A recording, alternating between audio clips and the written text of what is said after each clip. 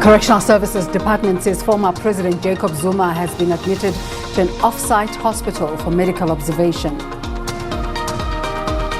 President Cyril Ramaphosa has made multiple changes to the country's cabinet.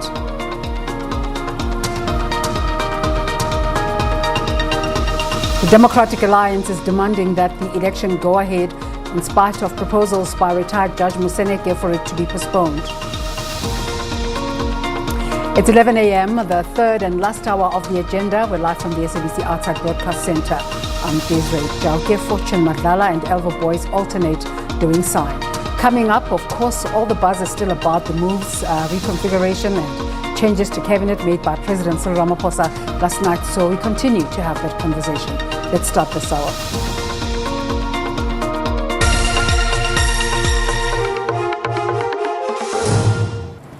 The Correctional Services Department has confirmed that former President Jacob Zuma has been admitted to an off-site hospital for observation.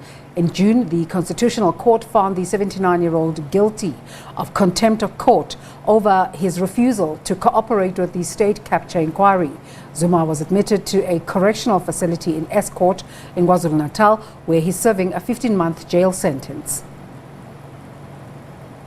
As a department, we can confirm that the former president, Mr. Jacob Zuma, had to be taken to an outside facility. This was after the medical experts observed him, and they felt that there is a need that he may require more than what we may have within our facility at Escort. Hence, then a decision was taken that he must be taken for in-hospitalization. Are you able to give us the details of what is ailing the former president? Unfortunately, I cannot give the details, but this is a decision that healthcare experts had to take. Surely they must have picked up something which then prompted that, he had to be taken in. Because, he has been with us for more than 3 weeks now. And so they observed him and they felt that, he needs to be taken to an outside facility. And at the right time, and they will then discharge him, but we'll just have to wait for that. I think it's a space that we do not want to interfere with their work, as it is very clear, even in terms of our act and the Constitution, that even when people are incarcerated, they must be given quality health care. So at this stage, Mr. Zuma must be afforded the same. Hence, then a decision was taken that an in-hospitalization would be the best for now, up until they decided perhaps maybe he's fine, that he could be taken back to a correctional facility. Yeah. Are you able to tell us where he's been moved to? At this stage, we are unable to confirm the name of the hospital, but definitely it's a facility outside the correctional center.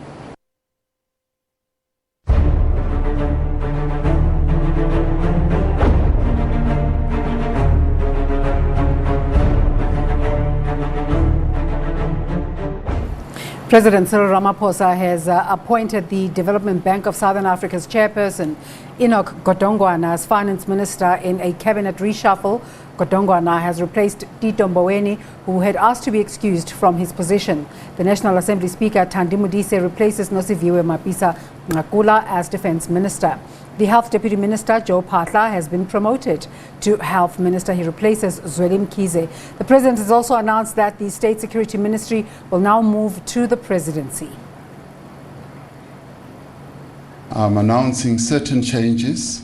This didn't come as a surprise for many. The President making changes in his cabinet. Now the country has a new health minister after the resignation of Dr. Zweli Mkhize. There have been calls recently for President Ramaphosa to axe several ministers amid the digital vibe scandal and the alleged failures of the security agencies to deal with the recent looting and violence. I'm therefore making changes to the National Executive to improve the capacity of government so that it is able to effectively undertake these tasks. At the same time, there are a number of vacancies that need to be filled. these vacancies created by the tragic passing of Minister Jackson Mthembu and Deputy Minister Velile Hlongwa, and the appointment of former Minister Pax Tau as MEC in Gauteng. A further vacancy has arisen following the request I have received from Minister Zwelini Mkhize to allow him to step down as the Minister of Health.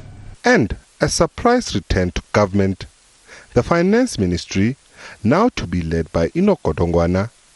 Godongwana resigned as Deputy Minister of Economic Development in 2012 following allegations of corruption. He replaces Tito Mboweni, who has always been reluctant to serve in this portfolio. The President said he finally considered Mboweni's request to be excused from this position. I have also accepted a long-standing request by Minister Tito Mboweni to be excused from his position as Minister of Finance. Minister Mboweni took up this position following the sudden departure of former Minister Nhlanhla Nene in October 2018. Since then, he has effectively and ably steered National Treasury through extremely difficult economic times, providing leadership and instilling confidence.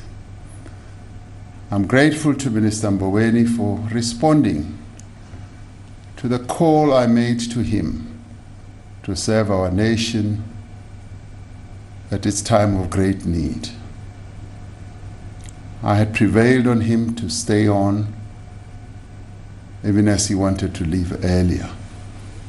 And today, I've acceded to his request. And the much anticipated announcement: changes in the State Security Ministry. It will now fall under the Presidency, with Sidney Mufamadi as National Security Advisor. The second change we are making is to do away with the Ministry of State Security and place political responsibility for the State Security Agency in the Presidency. The Department of Water and Sanitation will be separated from Human Settlement, and the two will have their own ministers. We're making certain changes to the configuration of government departments and ministries. Defense Minister Nosiviwe Mapisa Nqakula has been sacked and replaced by Thandi Modise. Acting Minister in the Presidency, Khumbudzo Ntshavheni, will move to Communication and Digital Technologies Ministry, while Stella Ndabeni-Abrahams swaps the position as the Minister of Small Business Development. Ayanda Dlolo returns to Public Service and Administration after being removed as Intelligence Minister. The Human Settlement Department will now be headed by Mamoloko Kubai, who has been acting as Health Minister. Senzo Mchunu leaves the Public Service to head Water and Sanitation Department, with Lindiwe Sisulu moving to the Tourism Ministry. I am making the following new appointments. In the Presidency, we'll be appointing Mr. Mondli Ngugubele, Communications and Digital Technologies, Ms. Khumbudzo Ntshavheni, Defense and Military Veterans, Ms. Thandi Modise, Finance, Mr. Enoch Godongwana, Health, Mr. Joe Pahla, Human Settlements, Ms. Mamoloko Kubai. Meanwhile, the President has also announced that he will appoint an expert panel which will examine all aspects of the country's security response and will make recommendations on strengthening capacity. Nhlanhla Khatlani, SABC News, Johannesburg. Remember, we asked you that question of the day, your thoughts about the changes in cabinet. Let's take a look at some tweets that came through.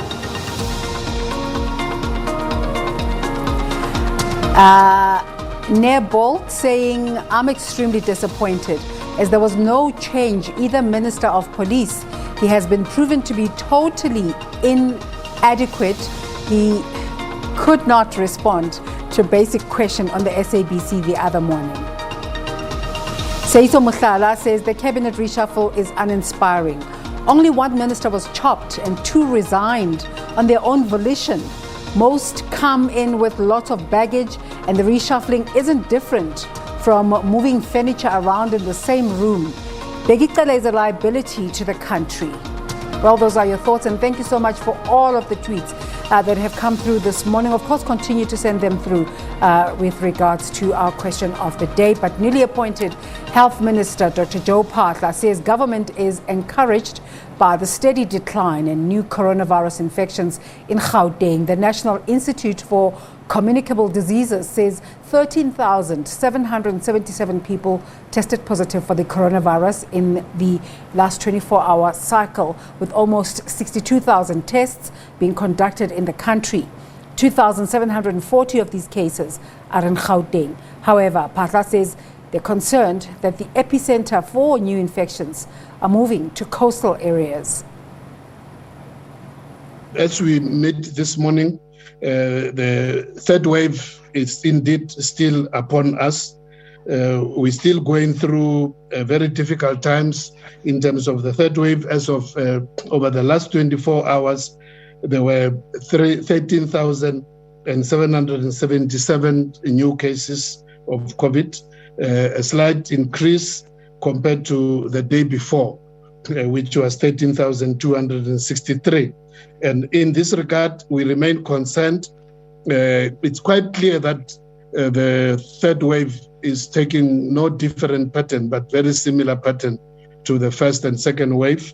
We know that in this third wave, largely the epicenter has been the province of Gauteng, which at some stage as a province alone reached the heights of 16,000 new infections in 24 hours just as a province, and also that pushed the country to go to levels of 26,000 in 24 hours.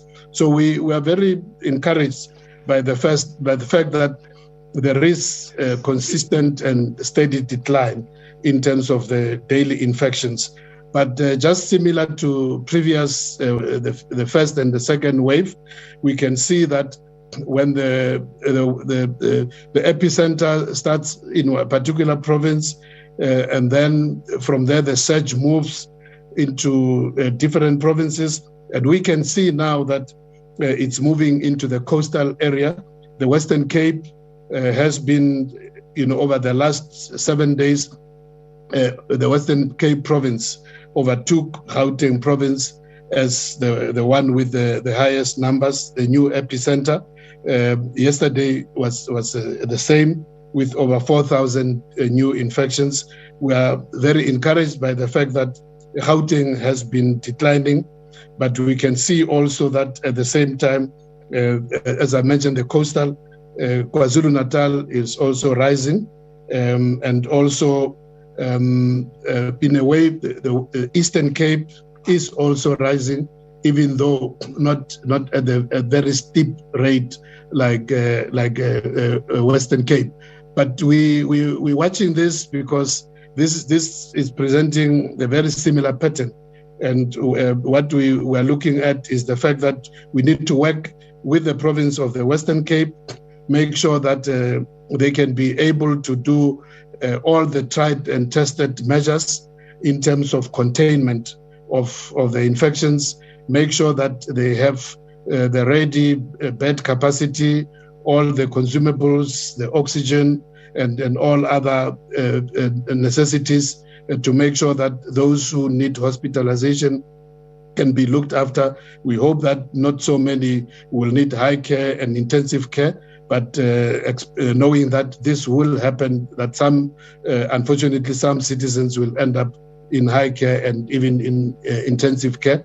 We're working with the province to make sure that this should be ready, but also those who need who are stable but positive, who need isolation and observation in ordinary hospital wards. We're making sure with the province of the Western Cape that this should be ready. But also the question of contact tracing remains very important as part of the containment.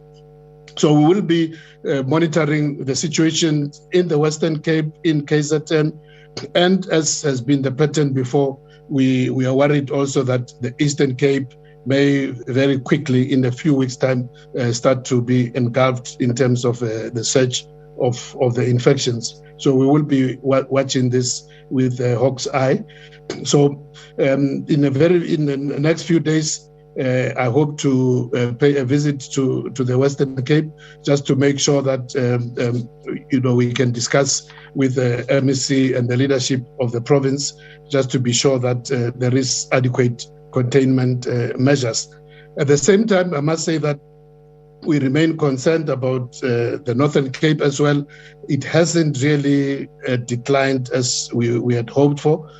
So I know my colleague, Minister Kubai, was there last week, spent a few days there. So I will be following up with the MEC and the leadership of the Northern Cape just to pick up, and together with the Director General, we will be following up with a team from National to take from where Minister Kubai left in terms of working with the Northern Cape to stabilize the situation there. Equally so with the Northwest, still some worrying trends with the Free State as well. It's going up and down. It hasn't risen above where it went in the second wave, but we remain concerned also about the Free State province. The other provinces are promising in terms of stabilizing. Mpumalanga shows also some trends of instability. We will be also working with them. Limpopo province is promising in terms of a reduction in the infections. Destitute South Africans can begin applying for the Social Relief of Distress grant from today. The 350 Rand Social Relief Grant will this time around also be available for caregivers. President Cyril Ramaphosa recently announced the reintroduction of the grant amid concerns about the impact of violence and looting on the poorest of the poor. People are encouraged to make sure their bank details or cell phone numbers are correct when they apply, as this is key to receiving their payments.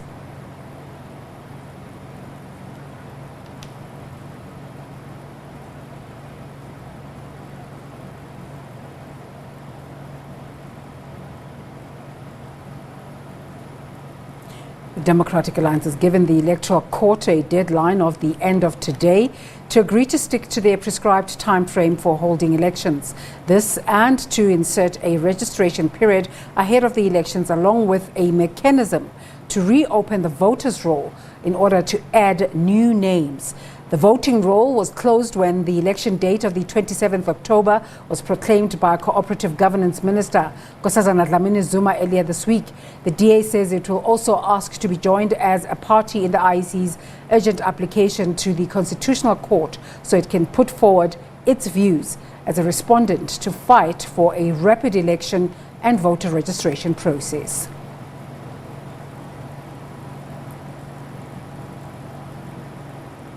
Some residents of Wolmaranstad in the northwest have expressed concern at what they say is harassment by the police in their area. They claim that police members don't follow proper protocol when arresting alleged criminals. This comes in the wake of the arrest of some residents this week, allegedly without any reasons that they were aware of. Some residents who were allegedly targeted are in hiding, claiming it's for their safety. Zebulon Maine and Mzwake Shabalala compiled this report. Residents allege that they were confronted by police this past Tuesday. At the time, they had gathered in front of their church to discuss the funeral arrangements of a church member. They claimed they were harassed and detained at the local police station and were released later without being charged. One of them, who did not want his identity revealed, explained what happened. We were with a disabled church member. They then dragged him down and was also beaten. We did ask them, what is it that we have done? They did not respond. Instead, we were told to shut up. They even insulted us, particularly the white guy, telling us we will rot in jail because we do as we please in town. We kept on asking, what is it that we have done? But they never responded. Another victim who is disabled was allegedly beaten by the police. His wife, who also did not want her identity revealed, spoke of their ordeal. She says she's not happy about the way her husband was beaten. She's hurt. She wants to take steps against those police because she wants to understand why her husband was beaten because he is disabled. Police have confirmed that one of the victims has opened a case of assault against the police and that the case has been referred to the Independent Police Investigative Directorate, IPID. Meanwhile, the group is considering a joint legal action against the police. Zebulon Maine, SABC News, Wolmaranstad. The bail application for the 3 accused linked to the killings during the unrest in Phoenix, north of KwaZulu-Natal, has been postponed to next week, Thursday. Our reporter Tulani Msimang has been in court for us for this that has been also called the so-called Phoenix massacres. Tulani, we have you once again. Court proceedings, I can imagine, already having taken place. What happened?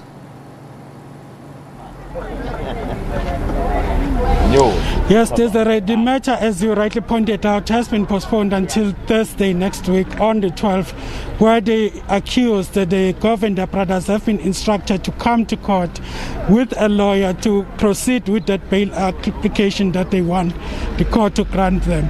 The proceedings got underway shortly after 10 o'clock, and it lasted for almost an hour, Desiree, where there were arguments by the court instructing them that this is what is required of them to get a lawyer and to be ready for court.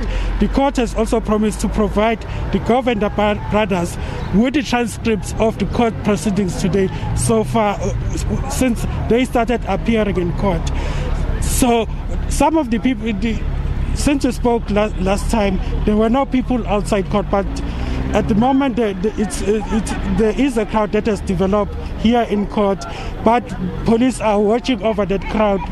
Some of the people are here. I'm going to speak to some of the people who are here to find out what do they feel about the ruling of the court that proceedings will proceed on Thursday. One of the gentlemen who's right here next to me is going to tell me how we feel. But can you just tell me, you were inside court, how do you feel about the postponement?